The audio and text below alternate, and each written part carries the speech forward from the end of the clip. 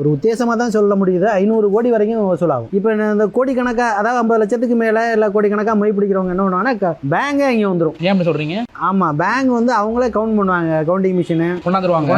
எல்லா இடத்துலையும் நடக்கும். அவங்களுக்கு அது டெபாசிட் ஆகும். கிட்டத்தட்ட ஒரு 10 லட்ச ரூபா இல்லை 50 லட்சம் டெபாசிட் ஆகுதுன்னா எந்த பேங்காரங்க விரும்ப மாட்டாங்க. எங்க பேங்க்ல டெபாசிட் பண்ணுங்க, எங்க பேங்க்ல டெபாசிட் பண்ணுங்க அப்படின்னு அவங்களே சர்வீஸும் பண்ணுவாங்க. இங்கே வந்து 2009 நான் தேவை பண்ணையில் எனக்கு 1,10,000 மொய் வந்துச்சு. அதையே நான் அந்த முதலீட்டில் நான் போட்டுக்கிட்டு அப்படியே அந்த மொய் அக்கௌண்ட்டையும் நான் மெயின்டைன் பண்ணிக்கிட்டு பண்ணையில் 2014 திரும்பி 5 வருஷம் கழிச்சு நான் தேவை பண்ணையில் 14 லட்ச ரூபா வந்தது. அந்த 14 லட்ச ரூபாய் அப்படியே நான் மெயின்டைன் பண்ணிட்டு ஹோட்டலையும் ரன் பண்ணிட்டு மொய்யையும் பண்ணிட்டு இருக்கையில் 2019 எனக்கு வந்து கிடைச்சது 36 லட்சம். அதை வச்சு நான் பொண்ணுக்கு கார் வச்சேன், நகை வச்சேன், எல்லாம் பண்ணேன். இப்போ நான் அதை அப்படியே குறைச்சிக்கிட்டேன். 4.5 கோடியெல்லாம் வசூலாயிருக்கு. ஒரே நபருக்கு 4.5 கோடி வசூலாயிருக்கு, 1.5 கோடி வசூலாயிருக்கு, 3.5 கோடி வசூலாயிருக்கு. அது நிறைய பேர் இருக்காங்க, குறிப்பிட்டு சொல்ல வேணாம். ஏன்னா நிறைய பேருக்கு அது மாதிரி வந்து கோடிக்கணக்கான ரூபாய் வசூல் நடந்திருக்கு. நீங்க லாஸ்டா எப்போ மொய் விருந்து வச்சீங்க? எவ்வளவு வசூலானுச்சு? நான் 2018 வச்சேன். எனக்கு 25 லட்சம் மொய் வந்தது. நான் 7 லட்சம் போட்டதேன், 25 லட்சம் மொய் வந்தது. இந்த பகுதியில் மொய் வந்ததுனால அது வந்து கறி விருந்து தான் ரொம்ப ஃபேமஸ். முன்னாடியெல்லாம் ஒரு சில வேடிக்கை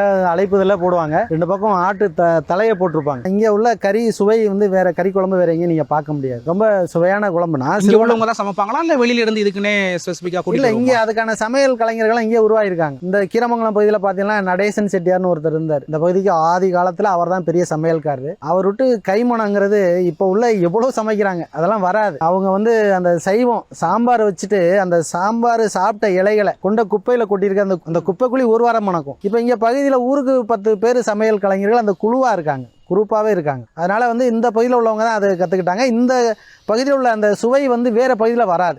எலும்பு சூப்பு வைப்பாங்க. இந்த தேவையில் உள்ள ரசத்து சூப்பு மாதிரி வேறு எங்கேயும் நீங்கள் சாப்பிட முடியாது. அவ்வளோ சுவையாக இருக்கும். கறியெல்லாம் அப்படியே டன்னு கணக்கில் வெட்டுவாங்களாமே?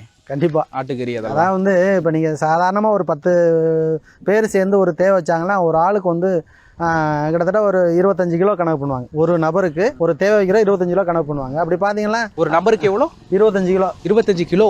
ஆமாம். ஒரு தேவை, அதாவது தேவை ஒரு 10 பேர் சேர்ந்து தேவை வைப்பாங்க. சரி. 10 பேரில் வந்து ஒரு நபர் 25 கிலோ கறி போடணும். அந்த அளவுக்கு அவங்க கணக்கு பண்ணுவாங்க. அப்போ 10 பேர்னா 250 கிலோ கறி ஆயிரும். 20 பேர்னா கிட்டத்தட்ட 500 கிலோ ஆயிரும். அதே சமயத்தில் இன்னும் கொஞ்சம் நல்லா அதிகப்படியாக மொய் செஞ்சவங்க, நிறையா வர சொல்ல உள்ளவங்க என்ன பண்ணுவாங்கன்னா 25 கிலோ கணக்கு பண்ண மாட்டாங்க. 50 கிலோ இல்லை 100 ஒரு பேருக்கு 100 பேர் கணக்கு பண்ணுவாங்க. ஒரு டன்னு கறி வெட்டலாம் ரொம்ப சர்வசாதாரணம் இந்த பகுதியில். ஒரு தனிப்பட்ட நபர் மொய் விருந்து வச்சாங்கன்னா அவங்களுக்கு வந்து மொய் செய்கிறது, அவங்க திரும்ப 5 வருஷத்துக்கு அந்த மொய்யை திருப்பி செஞ்சுட்டே இருக்கிறது. இது 5 வருஷம் கழிச்சு திரும்ப வந்து மறுபடியும் நம்ம மொய் விருந்து வைக்கிறது. இப்படி தான் வந்தது. ஒன்று நம்ம திருமணம் நடந்தால் திருமணத்தோட சேர்த்து வைப்போம் மொய் விருந்து விழா அப்படின்னு, திருமணம் மொய் விருந்து விழான்னு. அப்படி இல்லை, நமக்கு திருமணம் இல்லை, நம்ம வீட்டில் திருமணம் செய்யறதுக்கு நம்ம வாய்ப்பு இல்லை அப்படின்னா தனியாகவே மொய் விருந்து அப்படின்னு செய்ய தொடங்கினது முதல்ல. அதுக்கு பிறகு பார்த்தீங்கன்னா அனைத்து பொருட்களும் விலை குறைவு. ஆட்டுக்கறியிலேருந்து மளிகை சாமான், அரிசி எல்லாம் விலை குறைவு. இப்போ வந்து பார்த்தீங்கன்னா எல்லா பொருளுமே விலை அதிகமானதுனால இது அதிலே ஒரு சிக்கனம் வந்துருச்சு. ஒரு 5 பேர் சேர்ந்து இல்லை ஒரு 10 பேர் சேர்ந்து கிட்டத்தட்ட இப்போ 40 பேர் வரைக்கும் கூட சேர்ந்து ஒரு தேவையை வைப்பாங்க. இந்த 40 பேருக்கும் மொய் விருந்து நடத்துறப்போ ஒரு சாப்பாடு தான் நம்ம எல்லாருக்கும் சேர்ந்து ஒரு சாப்பாடு சாப்பிட்டு 40 பேருக்கு மொய் விருந்து இருந்தால் 40 பேருக்கு நம்ம மொய் செய்யணும். பெரும்பாலான வந்து 90 விழுக்காடு வந்து அசைவ உணவு தான், கறி விருந்து தான். ஏன்னா மொய் விருந்துங்கிறத இந்த கறி விருந்து அடிப்பெல்லாம் உருவாக்கப்பட்டு, அதனால அந்த கறி இல்லாமல் போடுங்க. கறி இல்லாமல் மொய் விருந்து இருக்காது. ஒரு சில பேர் வந்து இப்போ நிறைய வந்து நாங்கள் சைவம் சாப்பிடணும் அப்படிங்கிறது அவங்களுக்கு சாம்பார் தனியாக வச்சிருப்பாங்க. குறைஞ்சபட்சம் இந்த பகுதியில் வந்து அந்த மொய் விருந்து நடக்கிறப்ப நிறைய ஆடுகள் விற்கும் அப்படின்னு கேள்விப்பட்டிருக்கோம். கிட்டத்தட்ட 10,000 to 50,000 ஆட்டுக்கடா வந்து இங்கே விற்கும் அந்த மொய் விருந்து. ஆமாம், கண்டிப்பாக.